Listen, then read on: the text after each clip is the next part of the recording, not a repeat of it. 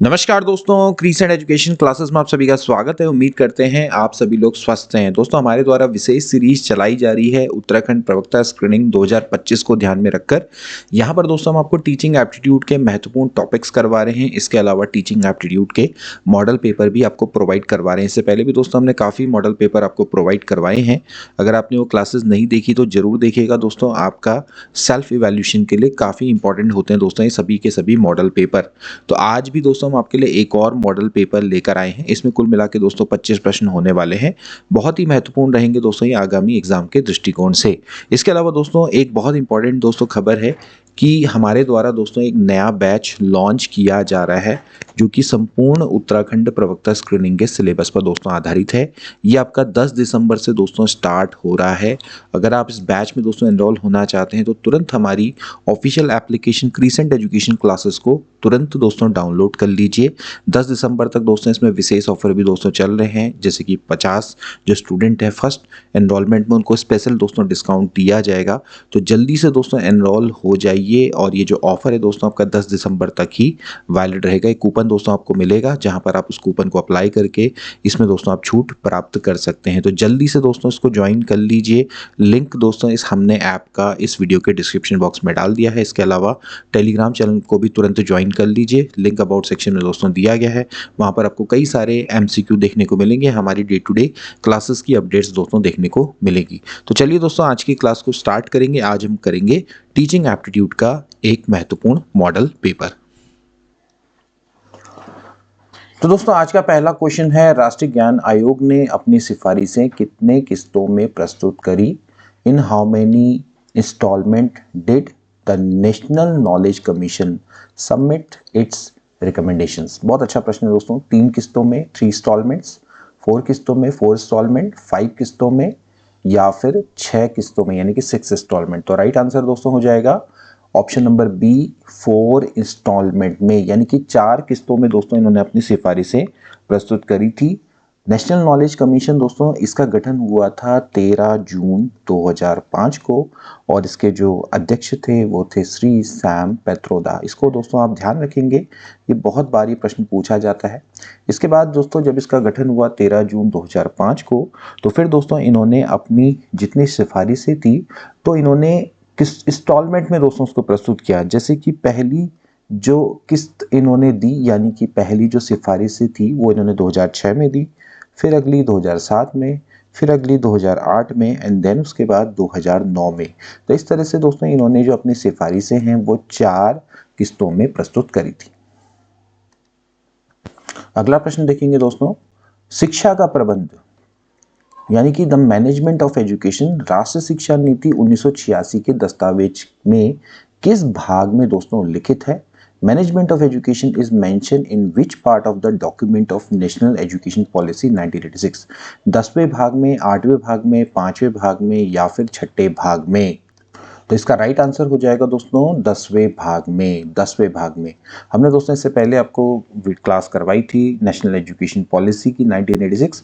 उसके 10 जो उसका दस्तावेज है दोस्तों आपका 12 भागों में विभाजित है। तो उसके 10वें भाग में दोस्तों द मैनेजमेंट ऑफ एजुकेशन इस शीर्षक से दोस्तों उसका उल्लेख किया गया है। उसमें शिक्षा के प्रबंध के बारे में दोस्तों बताया गया है। तो द मैनेजमेंट ऑफ एजुकेशन यानी कि शिक्षा का प्रबंध ये आपके 10वें भाग में दोस्तों ये उल्लिखित है। अगला प्रश्न देखेंगे, एजुकेशनल टेक्नोलॉजी यानी कि शैक्षिक तकनीकी की आवश्यकता का मुख्य कारण क्या है? What is the main reason for the needing educational technology? तो शिक्षकों की संख्या में कमी यानी कि reduction in the number of teachers, या फिर शिक्षण के प्रभावी तरीके विकसित करना, developing effective method of teaching, केवल खेल गतिविधियों को बढ़ाना यानी कि इंक्रीज स्पोर्ट्स एक्टिविटीज ओनली, या फिर पाठ्यक्रम को सरल बनाना, सिंप्लीफाई द करिकुलम। आप शैक्षिक तकनीकी क्यों यूज करते हैं, उसकी आवश्यकता क्यों पड़ती है? वो इसलिए है दोस्तों ताकि जो शिक्षण है उसके प्रभावी तरीके विकसित किए जा सके, यानी developing effective method of teaching.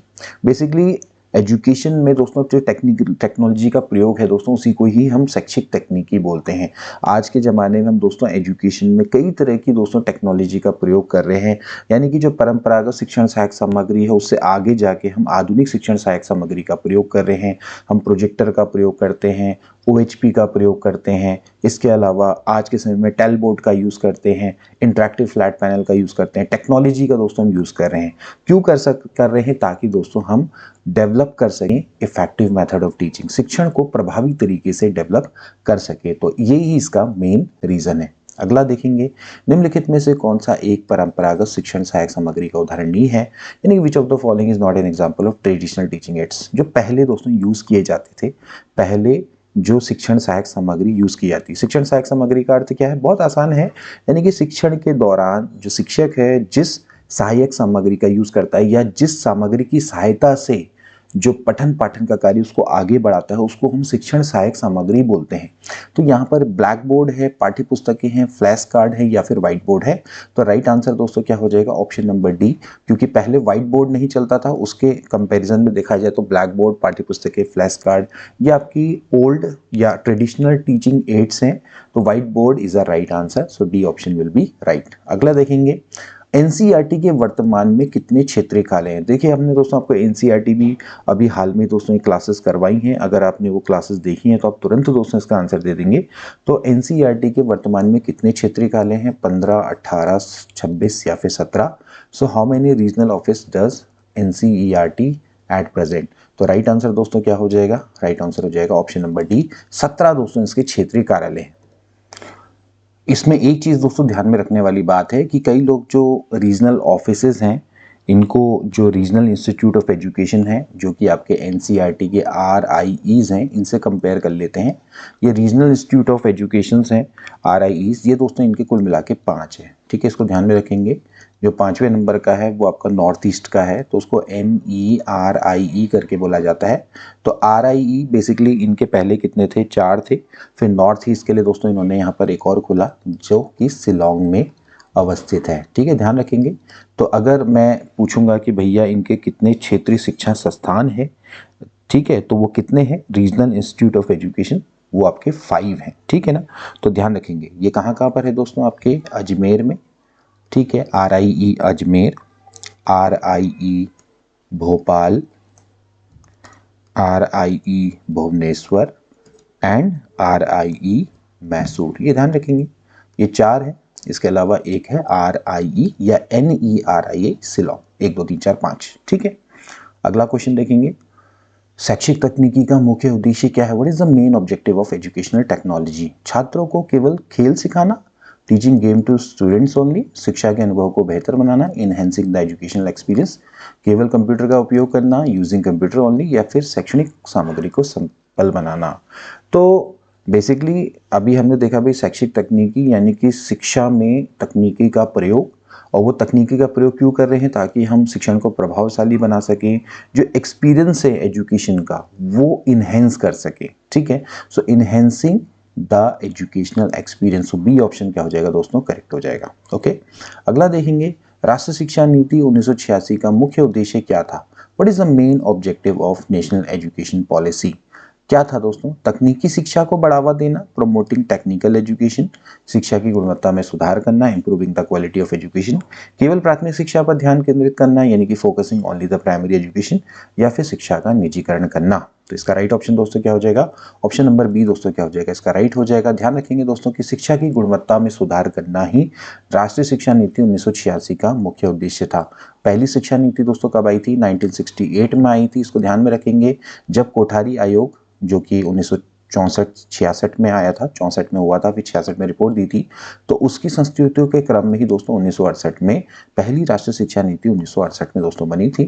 लेकिन क्या हुआ कि कांग्रेस की सरकार पलटी, उसके बाद जनता की सरकार आई, फिर उसके बाद मोरारजी देसाई जब प्रधानमंत्री बने तो उन्होंने 1979 में दोस्तों एक दूसरी एजुकेशन पॉलिसी दोस्तों यहाँ पर लागू कर दी। इस 1968 के द्वारा दोस्तों कौन सा दिया गया था स्ट्रक्चर? 10+2+3 स्ट्रक्चर दिया गया था, उसको चेंज कर दिया गया। लेकिन फिर जब आपके दोबारा से सत्ता पलटी, उसके बाद दोबारा से जब इंदिरा गांधी प्रधानमंत्री बनी 1981 में, तो देन उसके बाद क्या हुआ कि मेन फोकस यही था इंदिरा गांधी का कि 1968 के अकॉर्डिंग ही सारी व्यवस्थाएं दोबारा से की जाए। लेकिन फिर उसके बाद उनकी हत्या हो गई थी। तो फिर उसके बाद दोस्तों जब राजीव गांधी प्रधानमंत्री बने तो उन्होंने दोस्तों यही माना कि 1968 को बेस बनाते हुए जो नई राष्ट्रीय शिक्षा नीति है उसको उसका यहाँ पर इम्प्लीमेंटेशन किया जाना बहुत ज़्यादा जरूरी है।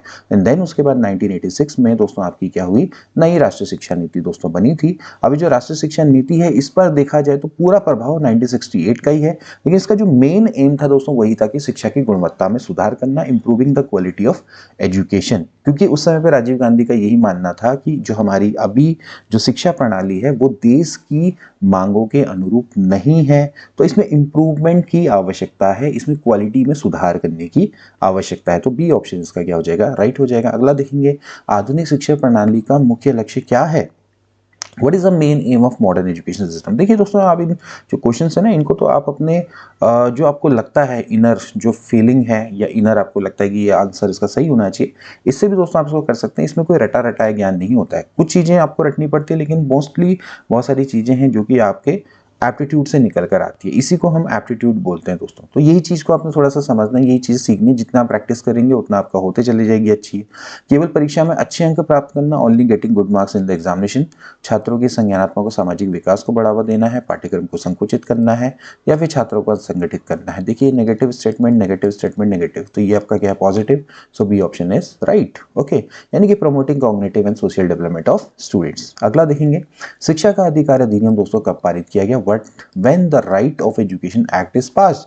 तो जब शिक्षा का अधिकार अधिनियम पारित करने की बात करी जाएंगी तो दोस्तों 2009 में दोस्तों ये पारित हुआ था। ओके, और जब इस शिक्षा का अधिकार लागू करने की बात की जाएगी पूरे देश में, तो ये 1 अप्रैल 2010 को दोस्तों आपके पूरे देश में लागू हो गया था। ठीक है, तो ध्यान रखना है कि शिक्षा का अधिकार अधिनियम ये आपका कब दोस्तों पारित हुआ? 2009 में दोस्तों ये पारित हुआ। ध्यान रखेंगे 2009 का ही अधिनियम है दोस्तों ये, और पूरे देश में जब लागू की बात की जाएगी तो 1 अप्रैल 2010 को पूरे देश में दोस्तों ये लागू किया गया। शिक्षा का अधिकार 6 से 14 वर्ष तक के बच्चों को निःशुल्क एवं अनिवार्य शिक्षा दोस्तों प्रोवाइड करवाता है, 1 से लेकर 8 तक की, और ये एक तरह से अधिकार बन चुका है अभ्यर्थियों का। 6 से 14 वर्ष तक के बच्चे को हमारे देश में निःशुल्क आधारभूत शिक्षा या बेसिकली कक्षा 1 से लेकर 8 तक की शिक्षा प्राप्त करने का अधिकार है। अब वो राइट टू एजुकेशन दोस्तों बन चुका है। ठीक है ना, मतलब एजुकेशन एक अधिकार है, ये आपने यहाँ पर समझना है। ठीक है, पहले जब हम बात करेंगे, जब हमारा देश दोस्तों स्वतंत्र हुआ था, तो हमारे संविधान में भी दोस्तों आर्टिकल नंबर 45 है, इसमें प्रावधान किया गया था कि राज्य ये सुनिश्चित करेंगे, या राज्यों का दोस्तों ये कर्तव्य बोला गया था कि आप क्या करेंगे, 6 से 14 वर्ष तक के बच्चों को निःशुल्क शिक्षा का प्रावधान करेंगे। लेकिन दोस्तों उस समय पर वो कर्तव्य था, फिर बाद में आर्टिकल 21 क आया, जिसके माध्यम से फिर इसके बाद उसको मौलिक अधिकार दोस्तों बनाया गया, और इसको चीज़ों को दोस्तों आपने ध्यान में रखना है। तो ये सब कुछ दोस्तों आपकी इंपॉर्टेंट चीज़ें होती हैं जिनको आपने थोड़ा सा ध्यान रखना है। तो ये आपका शिक्षा का अधिकार अधिनियम है, वो कब पारित किया गया दोस्तों? 2009 में, और 1 अप्रैल 2010 को पूरे देश में ये लागू हुआ। अगला देखेंगे,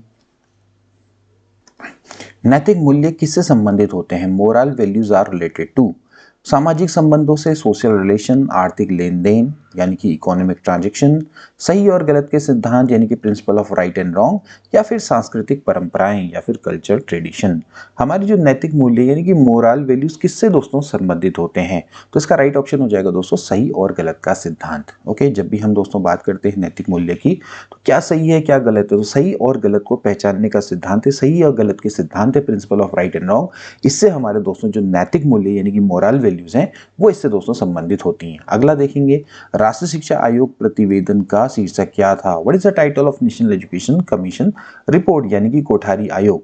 तो सभी के लिए शिक्षा, शिक्षा का नैतिक उत्थान, राष्ट्रीय शिक्षा का उत्थान, या फिर शिक्षा एवं राष्ट्रीय प्रगति? तो शिक्षा एवं राष्ट्रीय प्रगति यानी कि education and the national progress is the right answer. देखिए ये दोस्तों आपका लेक्चर स्क्रीनिंग में पहले भी आया हुआ प्रश्न है, बहुत इंपॉर्टेंट है। अगला देखेंगे, कंप्यूटर शिक्षा में साइबर सुरक्षा का क्या अर्थ है? What is the meaning of cyber security in computer education? Computer को साजिश से बचाना, प्रोटेक्टिंग कंप्यूटर फ्रॉम कॉन्स्पिरेंसी, या फिर इसके बाद डेटा एंड सूचना को सुरक्षा सुनिश्चित करना, insurance security end of data and information, केवल नेटवर्क सुरक्षा, ओनली नेटवर्क सिक्योरिटी, या फिर सभी? तो इसका राइट ऑप्शन दोस्तों क्या हो जाएगा? What is the meaning of cyber security? तो साइबर सिक्योरिटी का अर्थ क्या है? Ensuring the security of data and information. Okay, तो आप साइबर सुरक्षा की जब बात करते हैं तो जो भी हमारा कंप्यूटर में जो डेटा है, इंफॉर्मेशन है, उसको सुनिश्चित करना, उसकी सुरक्षा को सुनिश्चित करना, यही दोस्तों साइबर सुरक्षा कहलाता है। ठीक है, इसके बाद अभी हमने पढ़ा आर्टिकल 21 को किस संविधान संशोधन के द्वारा संविधान में जोड़ा गया? अब देखिए आर्टिकल 21 को है दोस्तों, जिसकी वजह से जो 6 से 14 वर्ष तक के जो आयु के छात्र हैं उनको निःशुल्क एवं अनिवार्य शिक्षा प्राप्त करने का अधिकार है कक्षा 1 से 8 तक। तो बेसिकली ये कौन से संविधान संशोधन के द्वारा जोड़ा गया? तो दोस्तों ये था 86वां संविधान संशोधन, जो कि 2002 में हुआ था, और इसी में दोस्तों आपका आर्टिकल 21 को जोड़ा गया। फिर बाद में दोस्तों जो शिक्षा का अधिकार अधिनियम है वो कब बना? 2009 में, और उसके बाद ये आप 1 अप्रैल 2010 में पूरे देश में लागू हुआ। तो ये आपने जो क्रोनोलॉजी है इसको आपने अच्छे से याद रखना होगा। अगला देखेंगे क्वेश्चन नंबर 14, विश्वविद्यालय शिक्षा आयोग के प्रतिवेदन में कुल कितने पृष्ठ थे? विश्वविद्यालय शिक्षा आयोग, जिसको कि दोस्तों हम राधा कृष्ण आयोग के नाम से भी जानते हैं, इसके प्रतिवेदन में कुल कितने पृष्ठ? बहुत इंपॉर्टेंट है दोस्तों, ये मैं आपको पहले भी करवा चुका हूं। तो ये दोस्तों एक बहुत बड़ा वृहद दस्तावेज था जिसमें कुल मिला के 747 दोस्तों पृष्ठ थे। ठीक है, विश्वविद्यालय शिक्षा आयोग राधा कृष्ण आयोग के नाम से जाना जाता है। राधा कृष्णन इसके दोस्तों अध्यक्ष थे, इसीलिए इसका नाम विश्वविद्यालय शिक्षा आयोग है। जैसे कि नाम से पता लगता है कि दोस्तों इसको उच्च शिक्षा के संबंध में अपनी संस्तुतियां या अपने सुझाव भारत सरकार को दोस्तों देने थे, इसी के लिए इसका गठन किया गया था 1948 में। 1949 में दोस्तों इन्होंने अपनी रिपोर्ट भी प्रस्तुत करी। ठीक है, तो इन्होंने क्या किया था कि पूरे देश में एक तरह से क्वेश्चनायर भेजे थे, खुद भ्रमण किया था, और उससे दोस्तों इन्होंने क्या किया था? डेटा कलेक्ट किया। डेटा को कलेक्ट करके स्टैटिस्टिकल तरीके से इन्होंने डेटा को कलेक्ट किया। सबकी प्रस्तुतियाँ थी, शिक्षाविद हैं या फिर कॉलेज के प्राध्यापक हैं, मतलब आपके जो स्टूडेंट्स हैं, ठीक है, यूनिवर्सिटी के प्रोफेसर हैं, उनसे ये मिले, और उसके बाद फिर क्या किए इन्होंने? इनके सबके सुझाव लिए, उन सुझावों के आधार पर फिर इन्होंने क्या किया? अपना प्रतिवेदन प्रस्तुत किया सरकार के सामने। ओके, और ये एक वृहद दस्तावेज था जिसमें कुल मिला के 747 पृष्ठ है। तो इसमें इन्होंने उच्च शिक्षा के सभी एस्पेक्ट्स में दोस्तों अपनी इन्होंने रिपोर्ट प्रस्तुत करी थी, और समस्या जितनी थी उनके बारे में भी बताया था, और समस्याओं का जो समाधान है उसको कैसे किया जाएगा उसके बारे में भी इन्होंने बताए थे। तो ये विश्वविद्यालय शिक्षा आयोग, जो कि भारत की स्वतंत्रता के बाद का पहला आयोग है, या पहला शिक्षा आयोग आप इसको कह सकते हैं, क्योंकि 1947 में हमारा देश स्वतंत्र हुआ और उसके बाद 1948 में विश्वविद्यालय शिक्षा आयोग का गठन किया गया। इसको समझेंगे। अगला देखेंगे, निम्नलिखित में से एनसीईआरटी के कार्यों के संपादन के लिए बनाए गए विभागों में से कौन सा एक विभाग नहीं है? वेरी वेरी इंपॉर्टेंट, एनसीईआरटी के कार्यों के संपादन के लिए कई सारे दोस्तों विभाग बनाए गए हैं। कुल मिला के दोस्तों 15 विभाग बनाए गए हैं, हमने अपनी पिछली क्लास में आपको बताया था। So which is not in one of the department created by NCERT for performing its function. संचार एवं तकनीकी विभाग डिपार्टमेंट ऑफ कम्युनिकेशन टेक्नोलॉजी, महिला अध्ययन विभाग डिपार्टमेंट ऑफ वुमेन स्टडीज, अंतर्राष्ट्रीय संबंध विभाग इंटरनेशनल रिलेशन यूनिट्स, या फिर विज्ञान एवं गणित शिक्षा विभाग department of science and mathematics education. So right option हो जाएगा option number A. Option number A संचार एवं तकनीकी विभाग नहीं है दोस्तों, इसमें डिपार्टमेंट ऑफ वुमेन स्टडीज है, इंटरनेशनल रिलेशन यूनिट्स हैं, इसके अलावा department of science and mathematical education है, लेकिन department of communication and technology नहीं आता है इसके अंतर्गत। बहुत अच्छा प्रश्न। अगला देखेंगे, किस प्रोग्रामिंग भाषा का उपयोग डेटा विज्ञान और मशीन लर्निंग में सबसे अधिक दोस्तों किया जाता है? और आजकल काफी पॉपुलर भी है दोस्तों ये डेटा साइंस एंड जो मशीन लर्निंग में विच programming language is mostly use या मोस्ट कॉमनली यूज? तो right answer is Python. Python का दोस्तों बहुत ज्यादा प्रयोग होता है, तो इस प्रोग्रामिंग भाषा का उपयोग data science and machine learning में बहुत अधिक दोस्तों आज के ज़माने में किया जाता है। ठीक है, आप वैसे सीख सकते हैं थोड़ा सा अपने आप को एनहेंस करने के लिए पाइथन लैंग्वेज को आप सीखिए। आज के समय पे कई सारे जो ऑनलाइन कोर्सेज हैं जो कि पाइथन ऑफर कर रहे हैं। अगला देखेंगे, शैक्षिक तकनीकी का मुख्य उद्देश्य क्या है? What is the main purpose of educational technology? So we have already discuss about that. केवल सामग्री का प्रबंधन करना, शिक्षण और सीखने की क्रिया को प्रभावी बनाना। सो बहुत आसान है दोस्तों, बी वाला ऑप्शन है। देखिए, शिक्षण को भी प्रभावी बनाना है और शिक्षा को भी इनहेंस करना है, सीखने की प्रक्रिया को भी प्रभावी बनाना है, तो making the teaching and learning process effective. अगला देखेंगे, शैक्षिक तकनीकी का कौन सा लाभ छात्रों की सहभागिता बढ़ाता है? Which advantage of educational technology increase student participation? Student का पार्टिसिपेशन कब बढ़ता है? एक तरफा शिक्षण, one way teaching, interactive software, या फिर उच्चतम परीक्षा परिणाम, हाईएस्ट टेस्ट रिजल्ट, या फिर सभी पाठ्य पुस्तकें, ऑल टास्क बुक? तो शैक्षिक तकनीकी से किसमें छात्रों की सहभागिता बढ़ती है? जब आपका क्या होता है दोस्तों, इंटरेक्टिव सॉफ्टवेयर। ठीक है ना, तो इंटरेक्टिव सॉफ्टवेयर है दोस्तों, इसकी मदद से ही दोस्तों क्या होता है, छात्रों की सहभागिता बढ़ती है। ओके, एक तरफा शिक्षण, नेगेटिव, उच्चतम परीक्षा परिणाम, डज नॉट मैटर। ओके, सभी पाठ्य पुस्तकें, अगेन नेगेटिव, सभी मतलब ये डज नॉट मैटर। ओके, अगला देखेंगे, सर्व शिक्षा अभियान को औपचारिक रूप से किस वर्ष में दोस्तों लागू किया गया? इन विच ईयर विच सर्व शिक्षा अभियान फॉर्मली इंप्लीमेंटेड। देखिए दोस्तों, ये जो इंप्लीमेंट किया गया 2001 में दोस्तों इंप्लीमेंट किया गया। 2001 से दोस्तों स्टार्ट हुआ, 2001 से दोस्तों यहाँ का इंप्लीमेंट हुआ। ठीक है, तो सर्व शिक्षा अभियान का जो मेन मोटिव क्या था दोस्तों? ये जो प्राथमिक शिक्षा है दोस्तों, इसके सार्वभौमिकरण से दोस्तों संबंधित है। ठीक है ना? तो यूनिवर्सलाइजेशन ऑफ एलिमेंट्री एजुकेशन, यूईई जिसको बोला जाता है, बेसिकली यही इसका मेन मोटिव था। ठीक है, अगले 10 वर्षों में, ठीक है, 2010 तक ये बोला गया था कि भैया जो प्राथमिक शिक्षा है उसको सर्वसुलभ बनाना है, सभी पर इसको पहुंचाना। तो इसके लिए कई सारे प्रयास किए गए। तो एक तरह का ये प्रोजेक्ट है, ये एक अभियान है, सर्व शिक्षा अभियान, जो कि आपका 2001 से दोस्तों लागू किया गया। अगला देखेंगे, रूब्रिक का उपयोग किस प्रकार के मूल्यांकन में किया जाता है? केवल वस्तुनिष्ठ प्रश्नों में, only in objective type question, छात्रों की प्रदर्शन की गुणवत्ता को मापने में, इन measuring the quality of performance of students, पारंपरिक परीक्षाओं में, इन ट्रेडिशनल एग्जामिनेशन, केवल शैक्षणिक गतिविधियों में, यानी कि ओनली एक्टिविटी, एकेडमिक एक्टिविटी। तो राइट आंसर हो जाएगा दोस्तों ऑप्शन नंबर बी। बेसिकली दोस्तों जो रूब्रिक का प्रयोग है वो छात्रों के प्रदर्शन की गुणवत्ता को मापने में दोस्तों इसका प्रयोग किया जाता है। ठीक है ना? रूब्रिक दोस्तों क्या है? एक तरह से देखिए मैट्रिक्स और ग्रिड के रूप में दोस्तों एक तरह का उपकरण होता है, जिसका दोस्तों प्रयोग क्या होता है कि आपके जो मानदंड है, ठीक है, और मानकों के रूप में छात्रों की जो काम है उसको मेजर करने के लिए, उसकी ग्रेडिंग करने के लिए दोस्तों इसका प्रयोग किया जाता है। ठीक है ना? तो ये एक तरह की स्कोरिंग गाइड आप मान लीजिए। इसका मदद से दोस्तों क्या होता है कि छात्रों के प्रदर्शन की गुणवत्ता को मापा जाता है। ठीक है, तो ये है रूब्रिक। अगला देखेंगे, व्यक्तिगत मूल्य निम्नलिखित में से किसे संदर्भित करते हैं? Personal value refer to which of the following? समाज के नियम और कानून, rules and law of society, व्यक्ति के व्यक्तिगत मान्यताएं और नैतिकताएं, personal beliefs and moral of an individual, सांस्कृतिक परंपराएं, कल्चरल ट्रेडिशन, या फिर ग्रुप डिसीजन। तो व्यक्तिगत मूल्य निम्नलिखित में से किसे संदर्भित करते हैं? व्यक्तिगत मूल्य से क्या आशय है दोस्तों? तो ये क्या है? Personal beliefs and moral of an individual, यानी कि बी ऑप्शन क्या हो जाएगा? करेक्ट। तो व्यक्ति के व्यक्तिगत मान्यताएं और नैतिकताएं, ये व्यक्तिगत मूल्य को संदर्भित दोस्तों करते हैं, यानी कि personal beliefs and moral of an individual, यानी कि बी ऑप्शन इज राइट। अगला देखेंगे, शिक्षण प्रक्रिया में फॉर्मेटिव असेसमेंट का उद्देश्य क्या है? What is the purpose of formative assessment? अंतिम परीक्षा का मूल्यांकन करना, शिक्षण के दौरान छात्रों के विकास का आकलन करना, केवल शिक्षकों के प्रदर्शन का मूल्यांकन करना, या फिर शैक्षणिक प्रमाण पत्र देना। तो फॉर्मेटिव असेसमेंट का अर्थ ही क्या है दोस्तों? कि शिक्षण के दौरान छात्रों के विकास का आकलन करना, यानी कि evaluating the development of students during teaching. Okay, तो एक समेटिव असेसमेंट होता है, एक होता है फॉर्मेटिव असेसमेंट। तो फॉर्मेटिव में क्या होता है कि शिक्षण के दौरान छात्रों के विकास का आकलन किया जाता है। तो ध्यान रखेंगे, बी ऑप्शन इज करेक्ट।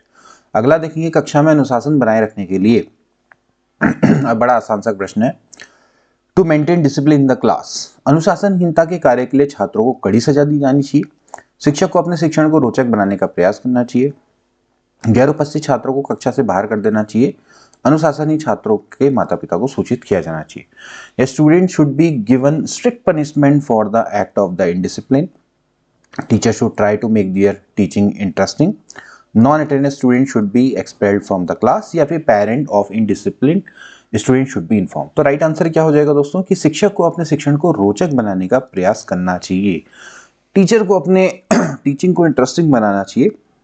इससे दोस्तों जो कक्षा में अनुशासनहीनता होगी वो अपने आप ही खत्म होगी। तो टू मेंटेन द डिसिप्लिन, जो टीचर है अपने उसको शिक्षण कार्य को रोचक बनाने का प्रयास करना चाहिए। अगला देखेंगे, कंप्यूटर में डेटा को लंबे समय तक संग्रहित करने के लिए किस हार्डवेयर का प्रयोग किया जाता है? अगर आप लॉन्ग टाइम तक अपने डेटा को स्टोर करना चाहते हैं तो किसका प्रयोग होता है? रैम, सीपीयू, हार्ड डिस्क, या फिर कीबोर्ड? तो कीबोर्ड में तो कुछ भी सुरक्षित नहीं होता है, ठीक है ना, सीपीयू में भी नहीं। Okay, RAM permanent memory, RAM random access memory, ठीक है, ये परमानेंट मेमोरी नहीं होती है, ठीक है। तो परमानेंट अगर आपको रखना है लॉन्ग टाइम में तो हार्ड डिस्क का प्रयोग होता है, ठीक है ना। तो रैंडम एक्सेस मेमोरी है, चाहे सीपीयू है, चाहे कीबोर्ड है, ठीक है। तो रैंडम एक्सेस मेमोरी में तो आपका जो डेटा हो तो आपका वैसे ही गायब हो जाता है। तो सीपीयू है, कीबोर्ड है, इनमें तो सुरक्षित नहीं रख सकते, तो बेसिकली हार्ड डिस्क का दोस्तों हम क्या करते हैं, प्रयोग करते हैं, जिससे कि आप लंबे समय तक दोस्तों क्या कर सकते हैं, डेटा को स्टोर कर सकते हैं। तो सी ऑप्शन इज राइट। किस प्रकार की शिक्षा मूल्यों को ह्रास में रोकने में सहायक होती है? Which type of education helping in preventing the decline of values? केवल एकेडमिक शिक्षा यानी कि एकेडमिक एजुकेशन ओनली, तकनीकी शिक्षा, समग्र शिक्षा या फिर परीक्षा आधारित शिक्षा? तो किस प्रकार की शिक्षा दोस्तों मूल्य के ह्रास रोकने में सहायता करती है? ऑब्वियसली होलिस्टिक एजुकेशन यानी कि जो समग्र शिक्षा है, समग्र शिक्षा दोस्तों मूल्य के ह्रास को रोकने में सहायता होती है। Okay, so holistic education is helpful in preventing the decline of values. So ये थे दोस्तों आज के 25 महत्वपूर्ण प्रश्न। हमने प्रयास किया दोस्तों इसको बिल्कुल टाइम पे खत्म कर दिया जाए ताकि आपको भी ज्यादा से ज्यादा ज्ञान कम समय में दोस्तों प्राप्त हो सके। इसके अलावा हमारी जो एप्लीकेशन है क्रिसेंट एजुकेशन क्लासेस, उसको तुरंत डाउनलोड कर लीजिए। बैच स्टार्ट हो रहा है 10 दिसंबर से। मिलेंगे नेक्स्ट क्लास में, तब तक के लिए take care and good bye.